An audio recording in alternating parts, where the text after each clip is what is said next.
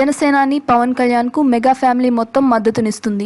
ఇప్పటికే అల్లు అర్జున్ ట్వీట్ ద్వారా తన మద్దతును తెలియజేయగా, రామ్ చరణ్ స్వయంగా పవన్ను కలిసి తన మద్దతును తెలియజేశారు. ఆ విషయం రామ్ చరణ్ సోషల్ మీడియాలో షేర్ చేస్తూ, ఇప్పుడే జనసేన అధినేత పవన్ కళ్యాణ్ గారిని విజయవాడలోని ఆయన స్వగృహంలో కలిశాను.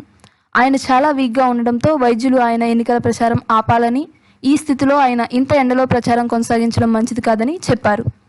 కానీ ఆయన రాజకీయ నిబద్ధత వల్ల మరియు కొంత సమయమే మిగిలి ఉండడం వల్ల ప్రచారాన్ని కొనసాగించాలని నిర్ణయించుకున్నారు.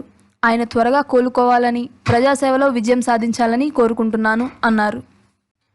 ఇదిలా ఉండగా రామ్ చరణ్ సతీమణి ఉపాసన కూడా సోషల్ మీడియాలో పవన్ కళ్యాణ్ గారికి, నాగబాబు గారికి తన మద్దతు తెలియజేశారు.